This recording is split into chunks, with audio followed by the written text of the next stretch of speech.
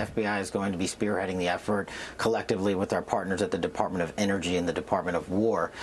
These missing and killed scientists and former professional members of the Department of Energy vary in wide range, and we're working most importantly with our state and local partners who have the jurisdiction on each of these cases, whether they be a homicide or a missing persons case. They have the evidence. So what we're going to do is collectively pull it all into one place. We started this process last week, and then we're going to look for connections, like you said, on whether there are connections to classified access to classified information and/or foreign actors, and then we will produce that information to the White House and the world because it's of such great public importance. And if there's any connections that lead to nefarious conduct or conspiracy, this FBI will make the appropriate arrest. Now, that was FBI Director Kash Patel with me on Sunday on the investigation into at least 11 missing or dead scientists.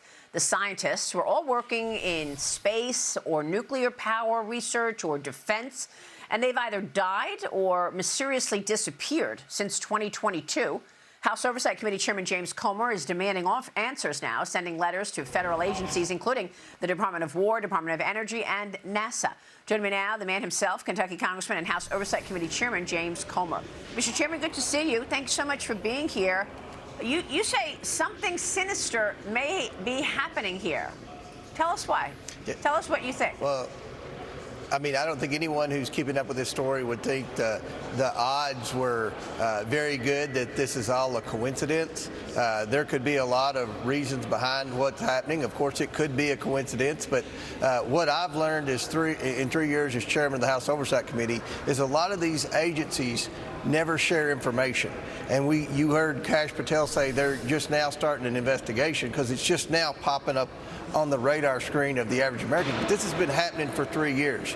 And the longer you have to go back to do an investigation, the harder it is to get information. So we're working as a committee. We want to see everything that NASA has, everything the Department of Energy has, everything the Department of War has, and we want to compare notes to see if there's some type of link, if there is something that would suggest that these are consistent with some type of country or some individual or some company that may be trying to do something to disrupt America or to steal our intellectual property with respect to our nuclear program. Yeah, I mean, look, the president the other day made a comment about this, saying that these were all very important top people. What kind of access did they have? They all had different types of access. One was just an administrative assistant.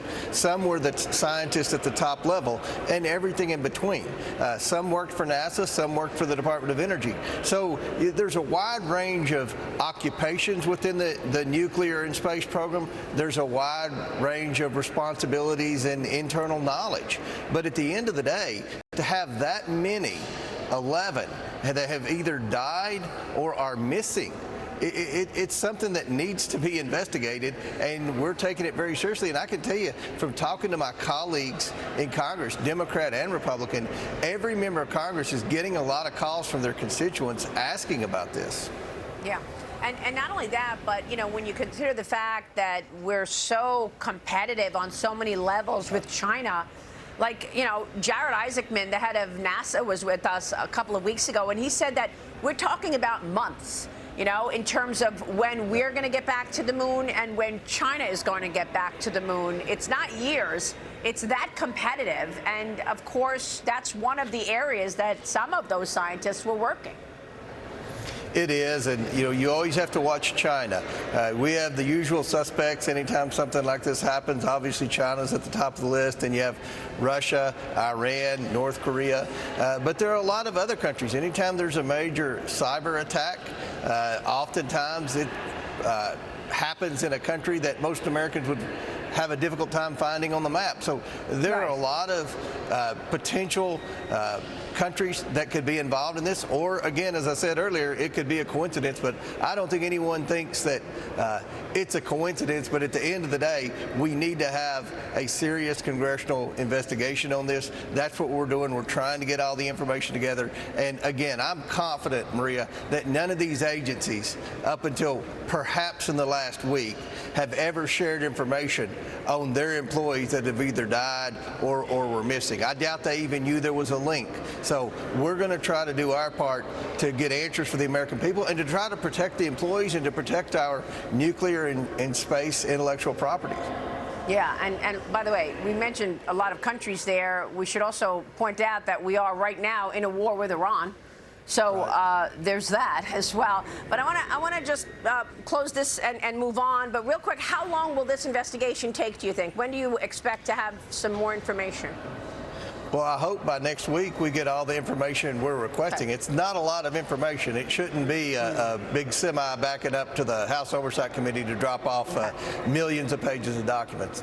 Mr. Chairman, you're also raising questions over possible felonies that could have been committed by Minnesota Democrat Ilhan Omar. After discrepancies in her financial disclosures, the Wall Street Journal reported that she and her husband's assets were listed between $6 million and $30 million. But then Omar's office later said that the outlet, the filing contained a discrepancy, and an amended version of of her assets were put out. And then she said that her assets are actually between $18,000 and $95,000. Right, Mr. Chairman, this is a huge gap. Are her assets $95,000 or $30 million? I don't know, but there's one particular asset that we believe she listed. They were listed in two different companies that she and her husband owned, and they went from, worthless to worth between $6 and $30 million, back down to worthless. Now, there was a 4-month period when this became a story that her asset had ballooned to $30 million, and it happened around the time the Somali fraud popped up on everybody's radar screen. She never answered questions to reporters. She could have said then, oh my, I don't have a $30 million net worth. It must have been a mistake in my financial disclosure form. She never said anything. And then when it comes time for all of us to disclose our financial disclosure forms, she amends it and says, oh, I don't have any net worth. But we know there was a winery in question here that has been involved in some type of fraud accusations and lawsuits that her husband was a part of.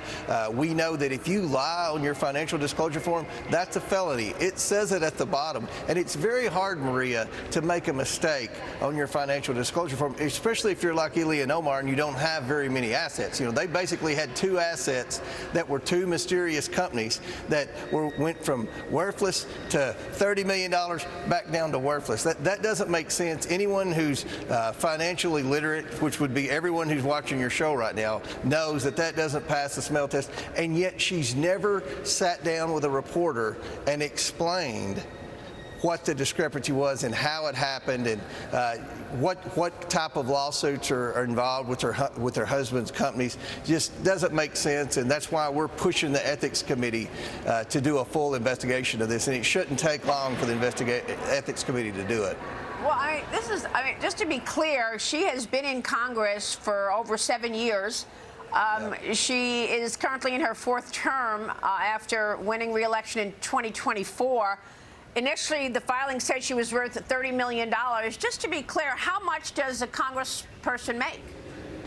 $174,000. It's been the same salary for 16 years. Hasn't gone up 1 penny. So it would be very difficult to accumulate that much wealth. And remember, her fingerprints are all over a lot of this Somali fraud in Minnesota. She has requested some earmarks on some bogus projects that were smack dab in the middle of all of this Somali fraud. So you have to factor in that she's front and center in all of this Somali fraud, in addition to her financial disclosure form, going from 0 to 30 million back down to 0.